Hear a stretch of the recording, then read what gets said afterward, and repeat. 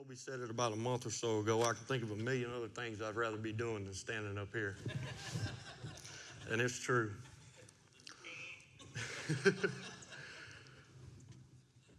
About a month and a half ago, I think Aaron was up here, and at the end of his message, he said, we're going to pray, and I want you to pray for what you want to do this year with God.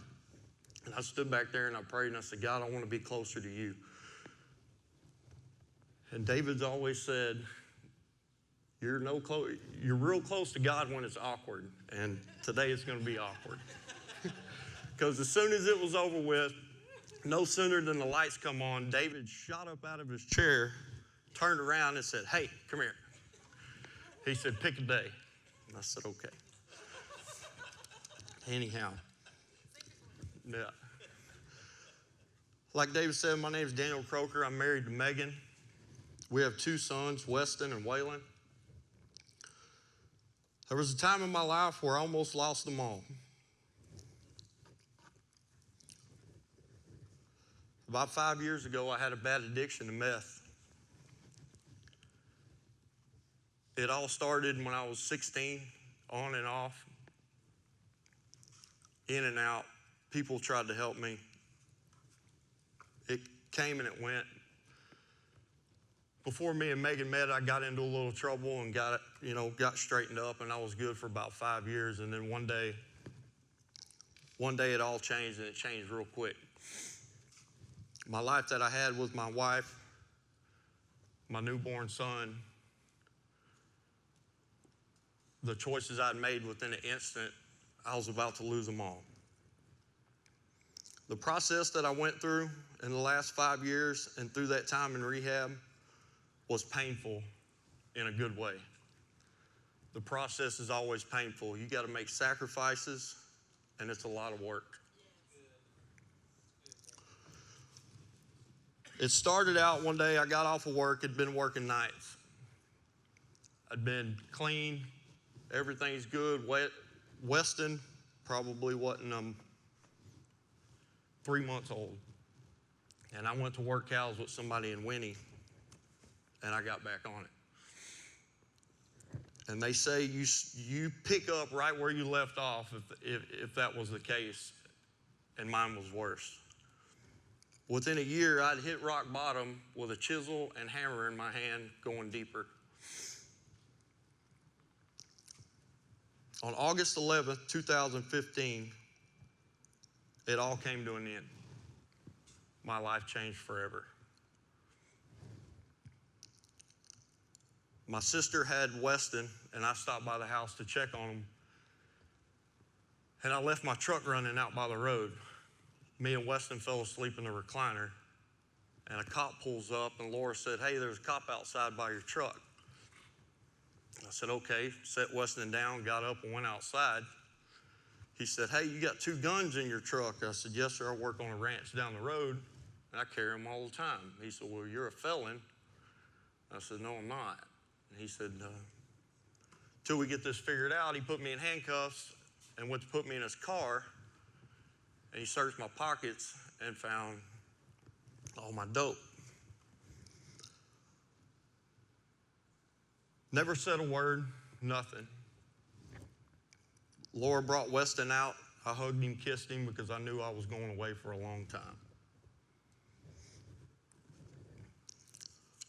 Spent a few days in jail and wound up going to court. They woke me up one morning and was like, hey, you got court. And I'm like, okay, let's go. Before I can get to the stand, the judge tells me, he says, Christmas came early for you, you're going home. Now, every prosecutor in that room works very close with my wife. And they did not want that to happen.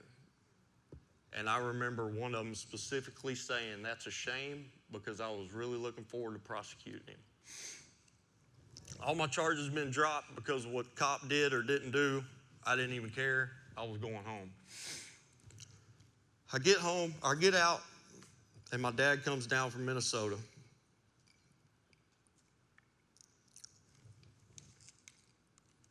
I knew when I got home I needed help. There was no just riding it out, letting everything blow over. Like, it was time.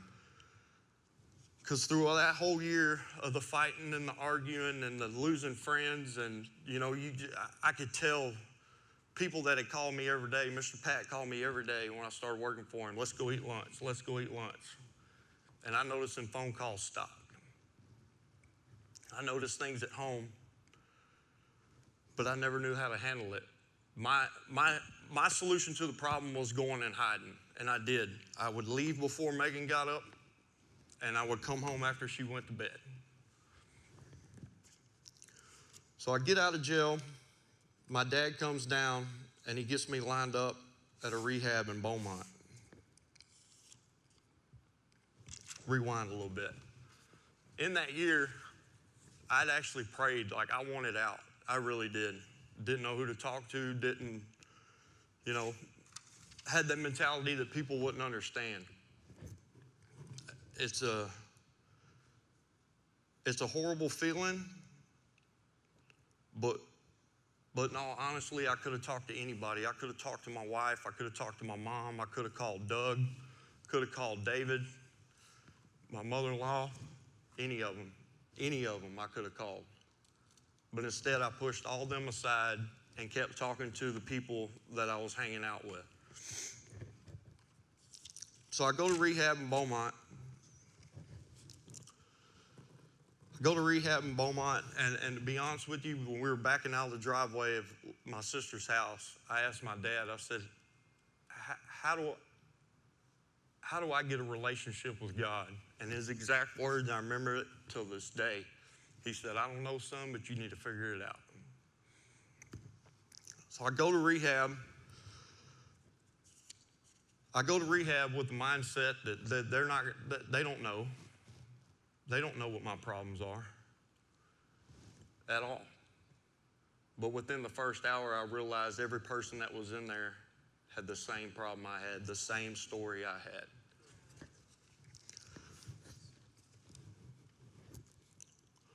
So in there, I learned real quick, I met this guy named Billy Bob. He was from Memphis, Tennessee, but somehow he don't know how he wound up in Lufkin, Texas. But he knew how he wound up in Beaumont. That guy held me together a lot in there. I didn't know what the rehab program was. I didn't know, like I said, I thought I was the only one that had a problem. He held me together a lot, because at that point, I was a little bit sober, wanting to go home, close to home. I could have walked out any chance I had. Doors wide open. They said, go if you want. But one thing Billy Bob told me to do, he said, you need to start praying. I said, well, I've been doing that. He said, no, I don't think you understand. He said, if we're not in here at class, you need to be at the foot of your bed praying for everything. But most importantly, you need to be praying for yourself. Because if you don't work on yourself, you're no good to your wife, kids, mother, father, anybody.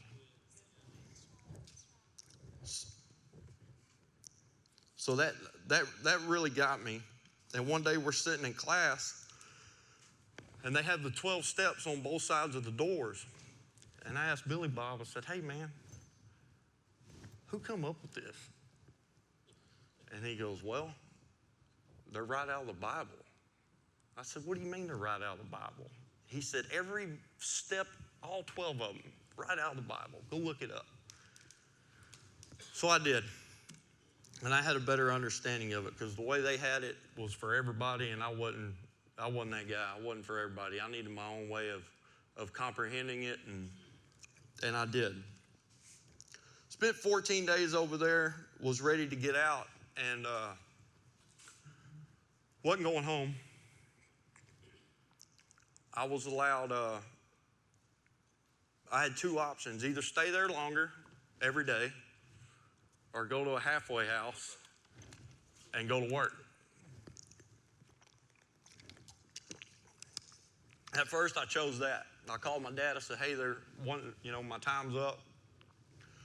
I can either stay here longer or halfway house and this and that. I can go home, get my truck, come back. He said, is that what you want to do? I said, well, that's my only option, really. He said, no, we can find another one. But being being that close to home and the option that I had, I said, I can go do this, go home on the weekends, try to make it right with my wife and my kids, my mom, dad, Missy, and Doug. And then the night before that was set to happen, I prayed. I said, Lord, send me where you want me to go. Like, all these 14 days, they've told me,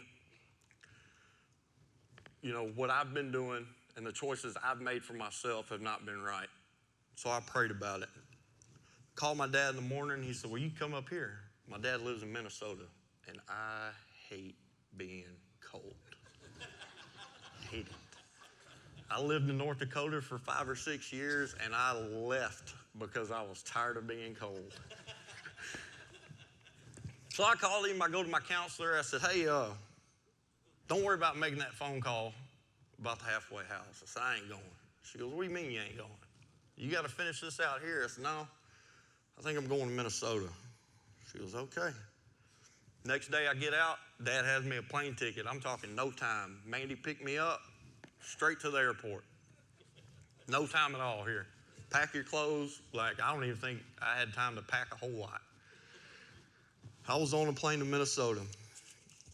The plan was for me to go to Teen and Adult Challenge, which is a year long. There's no come for 6 months, 6 weeks. It's a year. You're dedicating yourself for a year, and that's all. I said, well, that's where you tell me to go, God. Let's go, Because in rehab, there was a guy that come up to me. We were outside smoking cigarettes, and I was like, I don't want to go. I don't want to leave my wife and kids down here. And he said, God told Abraham to sacrifice his son for a little bit, or sacrifice his son, and it was a test. He goes, I believe the option you have right now is a test. You sacrifice your family for this 1 year, and you'll get it all back. I didn't know this guy. This guy hadn't been in there but like a day or so. I said, okay. So I went, get up there, and the deal fell through. Couldn't get me in. But about 2 miles from my dad's house was a faith-based recovery center that I could enroll for 3 days a week with homework. I could go to work at my grandpa's shop and try to get back to normal. Because by this point, I didn't know what normal was. I was sober, but I didn't know how to live. I didn't know how to take care of myself. I didn't know, when to go to bed, when to wake up, So all those set me up for things that, God set me up for things that I didn't know why, but I knew there was a reason, and I never questioned it. So I enrolled in this faith-based family recovery center, and I had the most understanding counselor in the world. Her name was Miss Maria, and she's still probably to this day trying to figure out how I got from Texas to her class in Minnesota.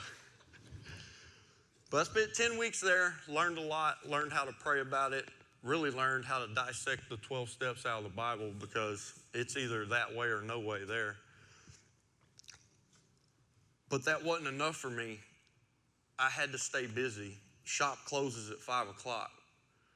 So my dad went to a church up there that had something to do every day of the week. Every day. Every day they had something. It was either a class, a study, volunteer work, anything. So that's where I spent my time, at that church, every day. If I wasn't at work, that's where I was at. So through the time at my dad's, as I'm working on myself, I start to see, because me and Megan weren't talking. We maybe talked once a week. But things started progressing.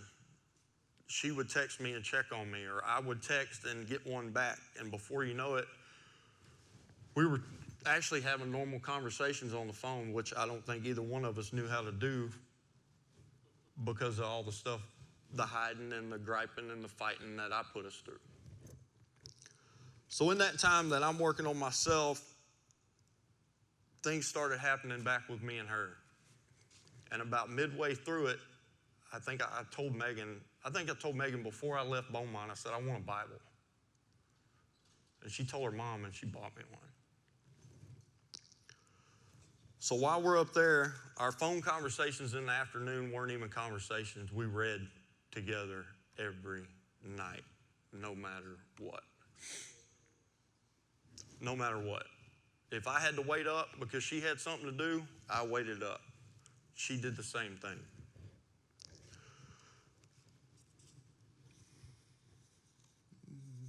Forgot where I was at.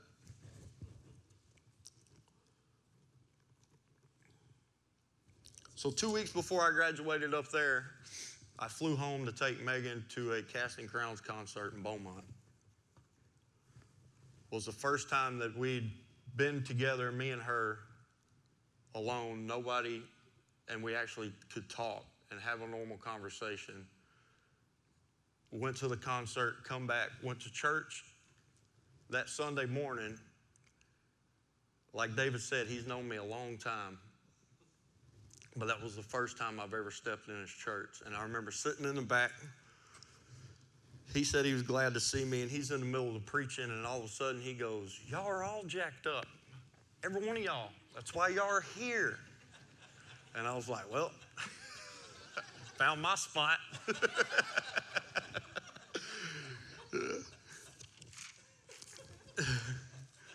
I told Megan, and Megan had been coming, and then my sister started coming. And the things that I was doing and the growing I was doing wasn't just for me. Now looking back on it, it was for my family too, and my wife, and everybody. Because through all that, I've had friends call me. It was like, how do you go from that to where you're at now? I said, a lot of praying and a lot of work. I said, it's not easy. I got friends that their kids are the same way, just will not put it down. I said, for one, they have to want to. You have to.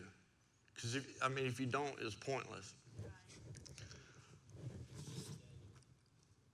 And they told us all the time, they said, and guys argued this, they said, no one person can keep you sober. Your kids can't keep you sober. Your wife can't keep you sober. Your mom, your dad, nobody can. You got to want to. So I go back and I finish up, back to my I don't like cold. The whole time I was there, they'd been waiting on snow. This is September, August, September, coming into October, mid-November, and they still hadn't got any snow.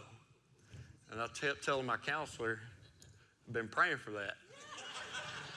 It's not going to snow till I leave here.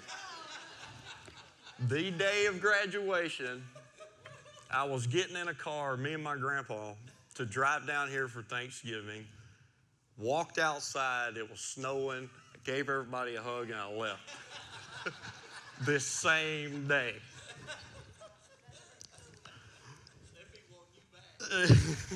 Yeah. So I come home Thanksgiving week. My dad rented a beach house so the whole family can get together. Still in and out with me and Megan, but she agreed to come. The first time I'd actually got to spend time with Weston since he was born. He was born in May, and here it is November. We make it through the week.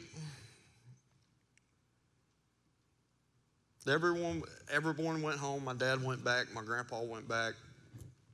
I moved in with Laura, which was 4 houses down from mine and Megan's. Wasn't real sure how it was going to work out being that close, but it did.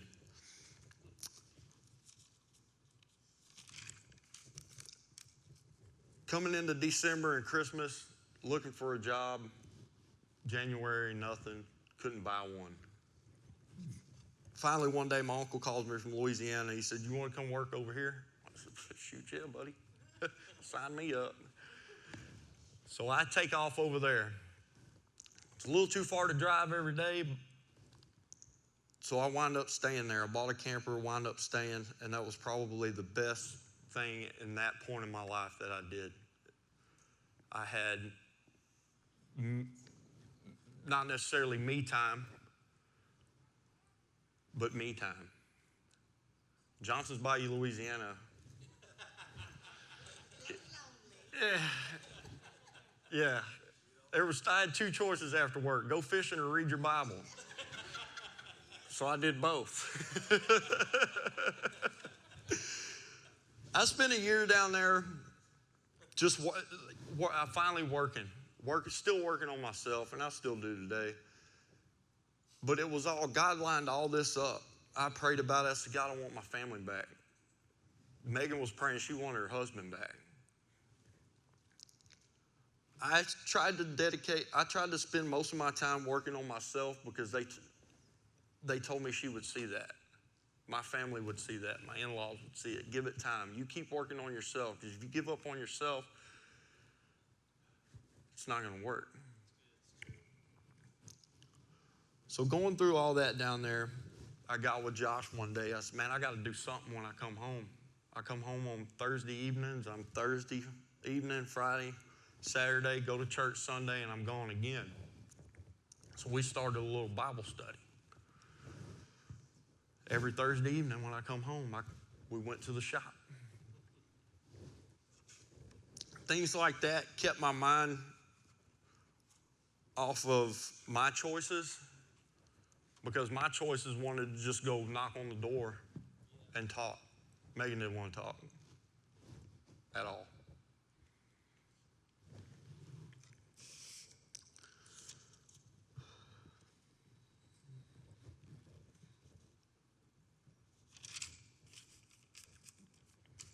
So one weekend I come home. It's been about a year. My sister starts having problems, and she decides to move to my dad's.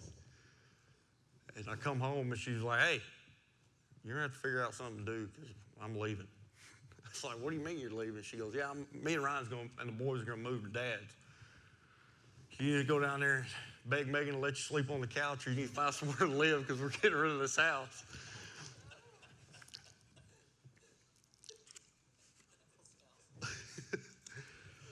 So I did. I had my camper. I told Megan, I was like, I'll come home, do whatever, go back. We made it work. And as time went on, she's seen my growth and how serious I was about what I was doing and how much I really wanted my family back. Because there was times I'd come home, if my truck was in town, phones were ringing. Where are you going? What are you doing? Who's with you? That was for a long time, like I was a 16-year-old kid that just got his driver's license. Truth.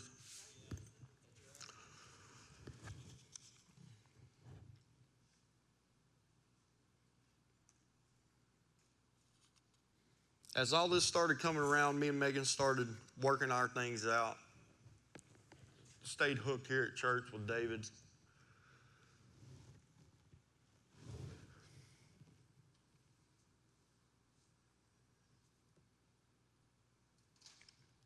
And the friends I got now. I prayed every day for my wife and my kids back, and God gave me more. He gave me friends and family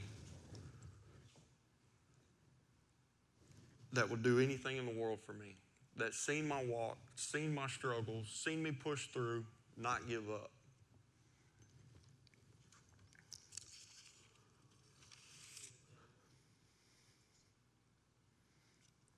Because coming home, in and out, being gone, this is over about a year and a half. People didn't see me. Doug didn't see me. I didn't talk to him on a regular basis. The people that were seeing me growing was just the people around. Megan, Missy, Mimi, my mom, my sister.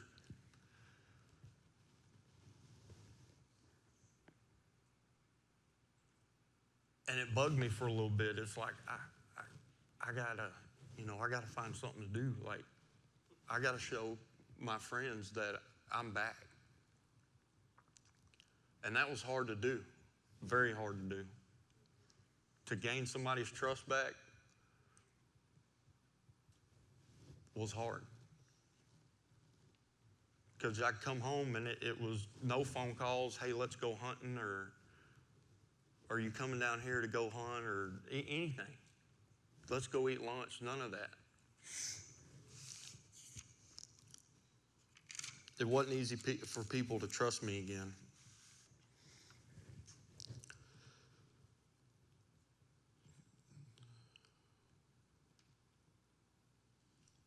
Looking back on all this, I really see how God set everything into place from the day I got arrested to what the cop did, to my dad coming down, to going to Beaumont, winding up in Minnesota, of all places. It was a true test of what I really wanted to do. And I promise you it was a whole lot easier than the way I wanted to do it.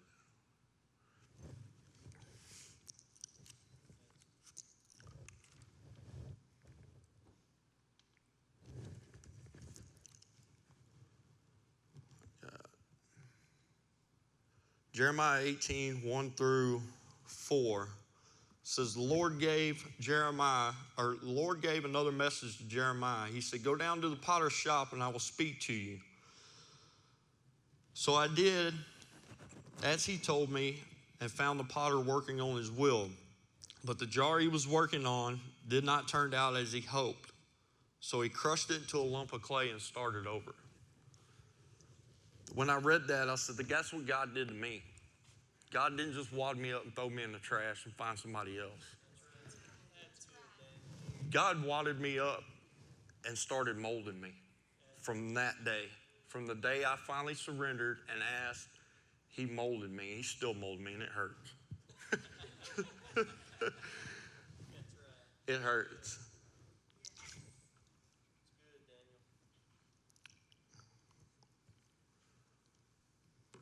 One more thing and I'm about to close. Me and Megan got married in Liberty. The preacher said, and I cut him off in the middle of it and finished his sentence. He goes, we go through with this, divorce is not an option. And I finished that. I said, I've always said that. At our wedding, this was the verse that he picked for us. He said, but Ruth 1:16, he said, but Ruth replied, don't ask me to leave you and turn back. Wherever you go, I will go. Wherever you live, I live. Your people will be my people, and your God will be our God. And that's me and Megan wrapped up in that verse. It was read at our wedding, and we lived by it every day in our house. She stood by me through my worst.